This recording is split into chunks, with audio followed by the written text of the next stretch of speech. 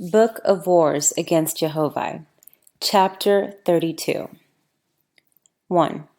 Ten, whose heavenly kingdom contained 3,000 million angels, being informed when Osiris and Sudga were gone to Horeb, Satan said to him, Now is thy time. Call thy council together. Proclaim thyself God of heaven and earth, mighty in all regions, the central kingdom of the eternal heavens. Choose from amongst thy council the highest grades, and make them lords under thee. After which thou shalt renew the battles in Japheth on the earth. 2. Ten said, Why on the earth? Satan said, Behold, Japheth must be subdued to one nation of people, and this shall be thy footstool, and thy heavenly kingdom's headquarters. After which thy lords shall proceed to the lands of Parsia and Arabinia, and inspire the inhabitants thereof to another central kingdom. And when mortals are thus subdued to limited numbers, thou shalt have but few to deal with in order to make thyself God of the whole earth. 3. Ten said, Thou art wiser than all gods. Behold, my way is clear. 4. So on the day of Deus's meeting with Osiris and Sudga, even the same day, Ten severed the bonds betwixt his heavenly kingdom and all others, and he chose 12 of his highest grades in the holy council, and made them lords of the earth. But he allotted no portion of the earth to any one alone. He said, 5. I will not give them kingdoms. This is the strongest way, to keep everything in one's own hands. 6. Ten then, through his lords, whom he sent down to the earth, made Can Quan mortal king of Japheth, with the title King of the world, and sun, and moon, and stars. And the lords caused Can Quan to build an Oahspe, where he could receive the commandments of Ten, the holiest, all-highest ruler of heaven, as to what he should do in order to subdue the earth unto himself. 7. Ten said, And, my gods, say ye to Can Quan, when the earth is subdued unto himself, Behold, I will also come down and dwell in the temples he buildeth for my lords. And when the king goeth forth and subdueth a place unto himself, he shall immediately build a worshipful temple, and dedicate it to me and my lords, whose names ye shall give alike, and like in all places. For I will not confuse mortals with the multiplicity of heavenly lords. And the king shall show unto the people that there is but one high ruler in heaven, whether he be called Hojas, or Jas, or Potain, or Tain, and that I am the person. But in no case shall the king suffer the worshippers of the Great Spirit to remain alive upon the earth. 8. Tain said, My lords, take with you each 1,000,000 angels, strong and cunning in war. 12 millions are sufficient, for ye shall not scatter them about, but keep close in the neighborhood of war and of the king. As when a fire burneth, beginning from a spark and spreading outward till a city is consumed, so be ye concentrated and potent. This is the whole art of power. And whilst mortals sleep, your angels shall come upon them, and give them dreams and visions of glorious success, and make them see themselves in the heat of battle, rushing through the jaws of death unscathed, while their manly arms slay about them on every side, their enemies by the score in flowing blood. For when these mortals awake and remember their dreams, they will be well whetted up for the valorous work. But as to those that are to be conquered, let your angels go to them whilst they sleep, and give them dreams and visions of horrid deaths, make them see the heat of battle, and themselves overpowered on every hand, and, pierced with sword and spear, they fall, dying in great agony. For when such mortals wake up and remember their dreams, they are half conquered already. 9. Ten said, My lords, ye shall inspire the king to be merciful and gentle, and when his soldiers come to a place to subdue it, they shall send truce men before them, inquiring, Who say ye shall be the ruler? And if the people answer, We are Canquan's slaves, they shall not be slain. 10. Ten said, My lords, amongst mortals, what is righteousness? Now one lord said, Rites and ceremonies. Another said, To worship thee, O Tein. Another said, To follow the doctrines of the ancients. Another said, To purify oneself. Another said, To do good will with all one's might. Another said, To practice truth. Another said, To harm no man. 11. Ten said, Not one of you knoweth righteousness. Behold how you stand. The doctrines of the ancients were their own, and they are as dead. To put on a dead man's clothes, will they make the wearer like the dead was? 12. Rites and ceremonies are what showmen train their horses with, to run or leap, or lie down, to pleasure their masters. 13. To purify oneself, what is that? A mortal man's body cannot be purified, for it is rotten at best. 14. To do good with all one's might. Who knoweth the meaning of that? To cut off a crushed foot, to save a man's life. Give him pain in the cutting, even whilst he is suffering. Then it is well that some men's head be cut off for their own good. Yea, even nations extirpated. Let him that doeth, then, do with all his might. See ye not that in this, that before one attempteth to do good, he is his own judge, judging by his own judgment? 15. To practice truth, what is that? The Jehovians say, Jehovah is all truth, but Jehovah is nothing, scattered as the wind. Then truth is nothing. Who hath found a man but saith, To see as I see is to see the truth. To see as thou seest is to see falsely. A man told lies knowingly, and practiced them, and he was all truth to himself, for he was a liar. Therefore he practiced truth. 16. To worship me is unrighteousness instead of righteousness. To worship Jos is unrighteousness. To worship the nondescript Jehovah is unrighteousness, and to worship Po is unrighteousness also. Behold this matter. The large trees in the forest were smothering out the small ones, and the small ones said, We praise you, giant oaks, for the many blessings we have received. Be merciful unto us. The large trees laughed at them, and they died. Is this not Jehovah? Is this not the gods?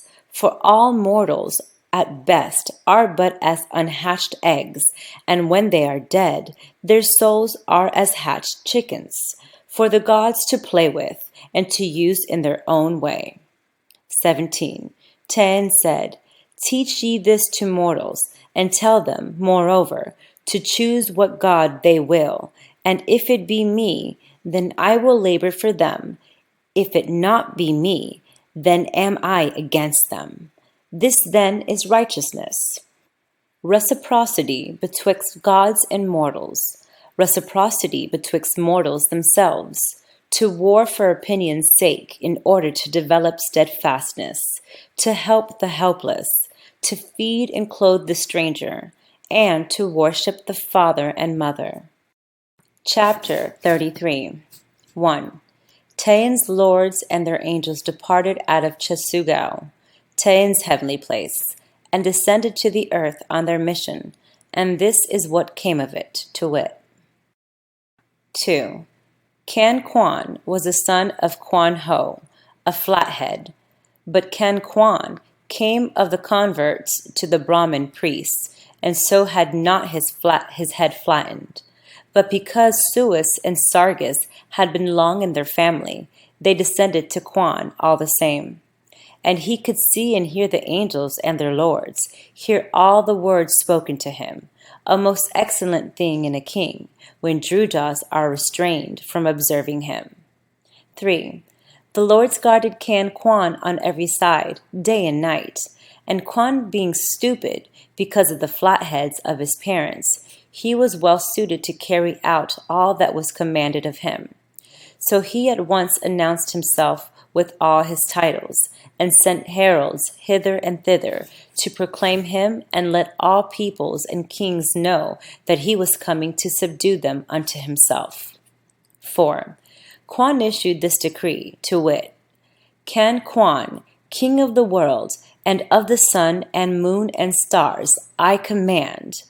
I, son of the sun, son of Tain, behold, there is but one ruler in heaven, Tain. There shall be but one on earth, Quan. Bow your heads down. I come. Choose ye, to bow down or die.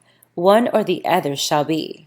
When the world is subdued to me, I will war no more. 5. In those days there were many great kings in Japheth, and their kingdoms were in many places far apart. Betwixt them, in a sparse region, in the valley of Lun, lay the city of Oahspe, and this was the small kingdom of Quan, known for 1,000 years. 6. When the other kings heard of Quan's proclamation, they laughed. And this is the vanity of mortals, for they heed not the power of the gods over them. 7. So Quan started with an army of 4,000 soldiers, men and women, with spears, axes, scythes, swords and slings, and bows and arrows. And he marched against Zayot, a city of 100,000 people.